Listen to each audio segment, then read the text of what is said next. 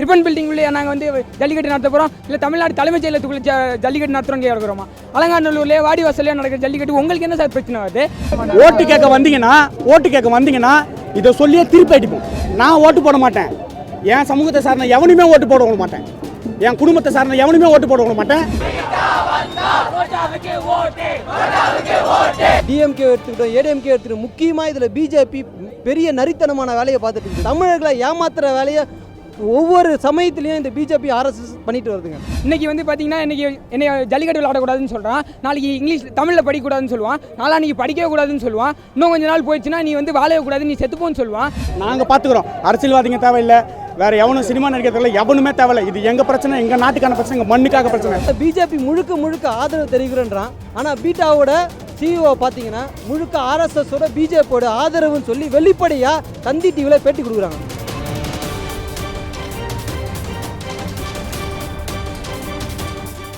ஓட்டு போட்டு நாங்கள் தேர்ந்தெடுத்த ஒருத்தர் தான் இன்றைக்கி எங்களை ஆண்டுகிட்டு இருக்கிறாங்க. ஆனால் அப்படி ஆண்டுகிட்டு இருக்க ஒருத்தர் நாங்கள் ஒன்று கேட்குறோன்னா, இங்கே பாருங்கள் எவ்வளோ இளைஞர்கள் வந்திருக்கிறாங்க, தமிழ்நாடு முழுக்க எவ்வளோ இளைஞர்கள் இதுக்காக போராடிட்டு இருக்கிறாங்க. ஆனால் எதையுமே மதிக்க மாட்டாங்க, எதையுமே கண்டுக்க மாட்டாங்க.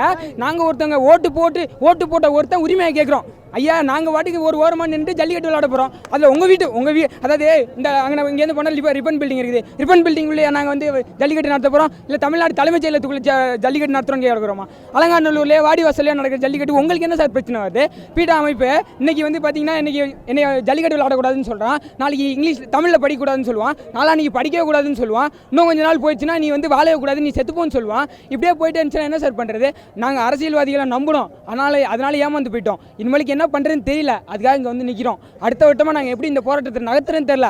ஆனால் எங்களுடைய போராட்டம் எல்லா, அதாவது பார்த்தீங்கன்னா இந்தியா மட்டும் இல்லை, உலக அளவில் எல்லா இடங்கள்லையும் இருக்கிற தமிழ் மக்களுக்கு அவங்களுடைய உணர்ச்சியை தூண்டுற விதமாக, அதே நேரத்தில் அவங்களுடைய அதிகாரத்தை கேட்குற விதமாக இந்த போராட்டம் அமையுங்கிறது எந்த சந்தேகமும் இல்லை சார்.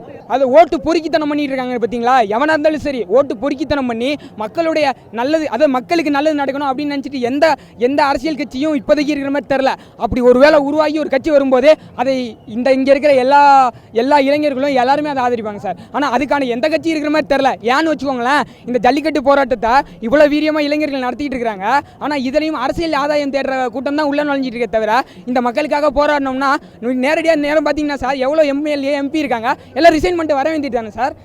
எல்லா கட்சிகளையும் எம்பிக்களும் எம்எல்ஏக்களும் ஏதோ ஒரு போஸ்டிங்கில் அட்லீஸ்ட் கவுன்சிலராவது இருப்பாங்கல்ல, ரிசைன் பண்ண வேண்டியது தானே? நாங்கள் ஏன்னா எங்களுடைய உரிமைகளுக்காக போராடுறோம், தமிழரோட உரிமையே கிடைக்கலன்னா அப்புறம் என்ன இதுக்கு அவன் போய் அதிகாரத்தில் உட்காந்துட்டு இருக்கணும்? இதை தான் நாங்கள் கேட்குறோம். அப்போ எங்களுக்கு அதிகாரம் வேணும்ல சார்? அப்போ அதிகாரமே இல்லாத ஒரு இடத்துல அவன் உட்காந்துட்டு எதுக்காக எங்களை ஆட்சி செய்யணும், எதுக்காக நான் ஓட்டு போட்டேன், எதுக்காக உன்னை உட்கார வச்சிருக்கிறேன், எனக்கு என்ன தேவையோ அதை சரி அதை நிவர்த்தி செய்கிறது தான் உன்னை உட்கார வச்சிருக்கேன். ஆனால் அதையே நீ செய்ய மாட்டாங்கும் போது உன்னை உட்கார வச்சு பிரோஜனம் இல்லை, மூடிட்டு கிளம்பி வந்துருந்தா நாங்கள் சொல்லுவோம். பாராளுமன்ற தேர்தலை புறக்கணிப்போம், தொடர்ந்து சட்டமன்ற தேர்தலை புறக்கணிப்போம், எல்லா தேர்தலையும் புறக்கணிப்போம், ஓட்டு போட மாட்டோம். எங்களுக்கு வேண்டும் ஜல்லிக்கட்டு. கண்டிப்பாக இது எங்களுக்கு சாதகமாக இந்த தீர்ப்பு அமையலைன்னா, இல்லை சட்டத்தை திருத்தி எழுத முடியாது, அவசர சட்டம் கொண்டு வர முடியாது, 2 நாள் போராடுங்க, நான் 2 நாள் பேசிட்டு வந்திருக்கேன், டெல்லிக்கு போயிருக்கேன், பேசிட்டு வந்திருக்கேன், நீங்களாம் கழிஞ்சு போங்க, அந்த கதைலாம் இங்கே ஆகவே ஆகாது. இதை வந்து நாங்கள் ஏற்றுக்கவே மாட்டோம். கடைசியாக உடனடி தீர்ப்பு வேணும், உடனடியாக எங்களுக்கு வரணும், அவரே வரணும். கண்டிப்பாக வந்து இதுக்கு ஒரு தீர்வு வேணும். ஓட்டு கேட்க வந்தீங்கன்னா இதை சொல்லியே திருப்பி அடிப்போம். சிம்பிளாக இதுதான் செய்வோம். இல்லை இது இன்னொன்று சொல்கிற பாருங்க, நான் ஓட்டு போட மாட்டேன், என் சமூகத்தை சார்ந்த எவனுமே ஓட்டு போட விட மாட்டேன், என் குடும்பத்தை சார்ந்த எவனுமே ஓட்டு போட விட மாட்டேன். இப்படி தான் நடத்தும், எவனும் ஓட்டே போட மாட்டேன்டா.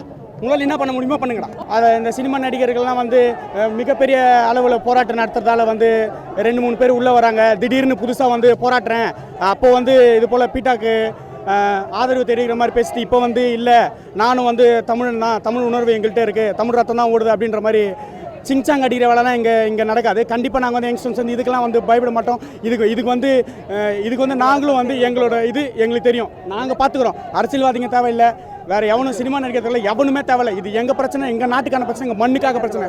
இது இளைஞர்களோட சக்தி, நாங்கள் யாருன்றதை நிரூபித்து காட்டுறோம். திருப்பி பதிவு செய்கிறேன், 1 நாள் 2 நாள் 3 நாளோட போக மாட்டோம். 1 வருஷம் ஆனாலும் இந்த இடத்து ஒரு இளைஞன் கூட நான் வர மாட்டான். இது எப்படி நினச்சாலும் எடுத்துங்க, ரிக்வஸ்ட்டாக தான் எடுத்துக்கோங்க. இது ஒரு ஆர்டராக சொல்கிறேன், மிரட்டுறேன் நான் கூட எடுத்துக்கோங்க. அதுக்காக என்ன பிரச்சனை வந்தாலும் ஃபேஸ் பண்ண நான் ரெடி. ஜல்லிக்கட்டு நடத்தணும்னு நாங்கள் ஒரு கோரிக்கை வைக்கிறோம். அது மட்டும் இல்லாமல் அவங்க இன்னும் சட்டம் பண்ணாமல் இருக்காங்க. நாங்கள் ஆதார் கார்டு, ரேஷன் கார்டு எல்லாத்தையும் எடுத்துன்னு அவங்ககிட்ட ரிட்டர்ன் பண்ணுற மாதிரி நாங்கள் ஒரு அடுத்த போராட்டமாக இருக்கோம். அடுத்த கட்ட போராட்டம் எங்களுக்கு அதுவாக தான் இருக்கும். நாங்கள் பொறுமையாக இருக்கோம். அதுக்கு மீறி அவங்க இது பண்ணாங்கன்னா இதுக்கு மேலேயே அடுத்த போராட்டம் மீண்டும் வலுவாக தொடங்கப்படும்.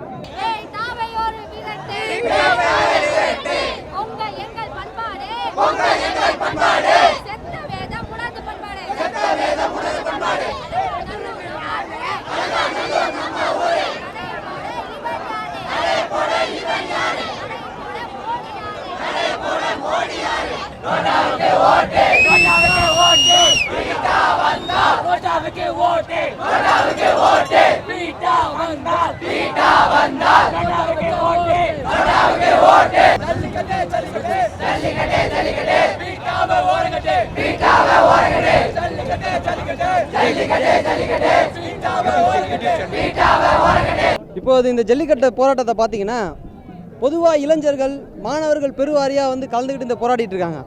ஆனால் முன்னாடி பேசும்போது பார்த்தீங்கன்னா இன்றைக்கி எல்லா ஓட்டு கட்சிகளுமே எந்த கேப்பில் எந்த சந்தில் வந்து ஓட்டு பொருட்களாக தான் பார்த்துட்டு இருக்காங்களே தவிர இந்த போராட்டத்தை ஒரு வீரியமான போராட்டமாக மாற்றி இது உண்மையான ஒரு இது கிடைக்கணுமா நீதி கிடைக்கிற மாதிரி யாருமே இதுக்கான எந்த ஓட்டு கட்சிகளுமே யாருமே பார்த்தீங்கன்னா இதுக்குள்ளே வரல. டிஎம்கே எடுத்துக்கிட்டோம், ஏடிஎம்கே எடுத்துக்கிட்டோம். முக்கியமாக இதில் பிஜேபி பெரிய நரித்தனமான வேலையை பார்த்துட்டு இருக்குது. முழுக்க பிஜேபி ஆட்சிக்கு வந்ததுலேருந்து இந்த தமிழகத்தை முழுக்க புறந்தள்ளிக்கிட்டு இந்த மோடி அரசு முழுக்க அப்படி செயல்பட்டு இருக்குதுங்க. இன்றைக்கி பார்த்தீங்கன்னா இந்த அடுத்த சட்டமன்ற உள்ளாட்சி தேர்தல் அடுத்து வருது. உள்ளாட்சி தேர்தல் வந்தோன்னா அடுத்த சட்டமன்ற தேர்தல் வரும், அப்புறம் எம்பி தேர்தல் வருது, அதுக்கப்புறம் சட்டமன்ற தேர்தல் வருது. இப்படி ஒவ்வொரு தேர்தலுக்குமே இவங்க என்ன நினச்சிட்டு இருக்காங்கன்னா இன்றைக்கி இந்த இளைஞர்கள் இந்த மாணவர்கள் இன்றைக்கி ஒன்று தருவாங்க, இவங்களை அப்படியே விட்டுட்டேன்னா கலைஞ்சி போயிடுவாங்க. அப்படி தான் பொங்கலோட முடிஞ்சு போயிடுன்றதுனால தான் ஆட்சியாளர்கள் அப்படியே முடிச்சு விட்டுட்டாங்க. முந்தானத்து வரைக்கும் பார்த்தீங்கன்னா ஏடிஎம்கே வந்து இந்த எம்ஜிஆரோட நினைவு நாளை எடுத்து போராடிட்டு இருக்காங்க. ஒரு எம்ஜிஆர் நினைவு நாள் இறந்து போயிட்டாருன்றதுக்காக இவ்வளோ தூரம் எடுத்து போராடிருக்கேன். இன்றைக்கி மாணவர்கள் களத்தில் இறங்கி இவ்வளோ ஒரு மாணவத்திரலாம் வந்து திரண்டுட்டு இருக்காங்கன்னா இன்றைக்கி ஒரு வாட்டி கூட எந்த ஒரு ஓட்டு கட்சிக்காக இதுக்கு ஆதரவாக ஏடிஎம்கே யாருமே பேசலாங்க. அது மட்டும் இல்லை, பிஜேபி முழுக்க ஆதரவு தெரிவிக்கிறேன்றான். ஆனால் பீட்டாவோட சிஇஓ பார்த்தீங்கன்னா முழுக்க ஆர்எஸ்எஸோட பிஜேபியோட ஆதரவுன்னு சொல்லி வெளிப்படையாக தந்தி டிவியில் பேட்டி கொடுக்குறாங்க. அப்போ ஆனால் இந்த பிஜேபியோட இந்த அமைச்சர்களும் சரி ஆட்சியாளர்களும் சரி யாருமே இதுக்கான கண்டனத்தை தெரிவிக்கல. அவங்க ஓப்பனாக சொல்கிறாங்க, மறுப்பு தெரிவிக்காமல் ஓப்பனாக நான் பிஜேபி ஆதரவாளர் ஆர்எஸ் ஆதரவாளர்ண்டு. ஆனால் பீட்டா ஆதரவாளர்னு சொல்கிறாங்க. யோசிச்சு பாருங்கள். ஆனால் இன்னி வரைக்கும் என்ன சொல்கிறாங்கன்னா பீட்டாவை நாங்கள் எதிர்க்கிறோம், ரெட்டை வாடம் போட்டுக்கிட்டு தமிழர்களை ஏமாத்துகிற வேலையை ஒவ்வொரு சமயத்துலேயும் இந்த பிஜேபி ஆர்எஸ்எஸ் பண்ணிட்டு வருதுங்க. நெக்ஸ்ட் தேர்தலில் பார்த்தீங்கன்னா அவங்களோட எண்ணம் என்ன இருக்குதுன்னா இன்றைக்கி போராடுவாங்க, நாளைக்கு வரைக்கும் பார்த்தீங்கன்னா இலவசம் எதனா அள்ளி கொடுத்துட்டுனா அப்படியே மறைஞ்சிடும், அப்படியே ஓட்டு போட்டு தேர்ந்தெடுத்து போயினே வந்துடலாம். ஏடிஎம்கேட எண்ணமோ அதுதான், டிஎம்கேட எண்ணமோ அதுதான், ஆர்எஸ்எஸ் பிஜேபி எண்ணமோ அதுதான்.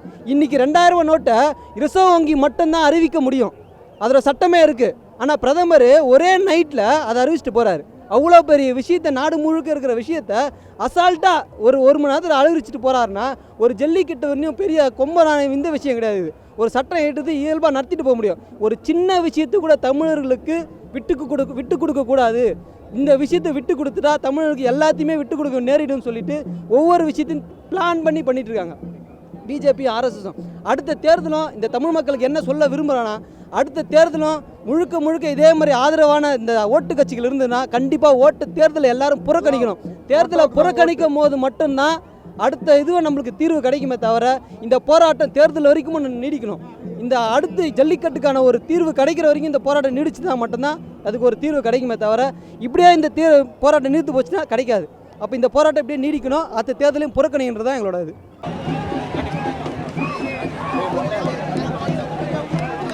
காலையிலேருந்து நாங்கள் இந்த ப்ரொடெஸ்ட் பண்ணிகிட்டு இருக்கோம். எதுக்கு நான் இந்த ப்ரொடெஸ்ட் நாங்கள் பண்ணிகிட்டு இருக்கோம்னா, இப்போது பெப்சி கோகோ கோலா அதுலேருந்து அந்த ஜூஸ்லாம் யாரும் குடிக்கக்கூடாதுங்க. அது எல்லாருக்கும் தெரியுது. யூடியூப்ஸ்ல எல்லாம் நம்மளுக்கு நல்லா சொல்லிட்டு இருக்காங்க இதனால எவ்வளோ கெட்டது வருது. நெட்லேருந்து போட்டு பார்த்தீங்கன்னா அதோட டிஸ்அட்வான்டேஜ் தான் வரும். அட்வான்டேஜ்னு பார்த்தீங்கன்னா 0.1% கூட கிடையாது. அது வாட்டர் கன்வெர்ட்டுக்கு யூஸ் பண்ணுற ஃபினாயில் வந்துட்டு அது பெப்சி கோகோ கோலாவில் இருக்குது. இந்த கோகோ கோலா கம்பெனிக்கு வந்து அது கீழே வரதுலாம் தம்ஸ்அப், ஸ்ப்ரைட்டு, மாசா, லிம்கா, ஸோ அவங்களோட பிராண்ட்ஸ் தான் எல்லாமே கோகோ கோலா வந்து. இப்போ பார்த்துக்கிட்டிங்கன்னு வச்சுக்கோங்களேன், இப்போ தாமிரபரணி ஆற்றிலிருந்து ஒரு நாளைக்கு வந்து 9 லட்சம் லிட்டர் தண்ணிக்கு மேலே எடுத்துகிட்டு இருக்காங்க.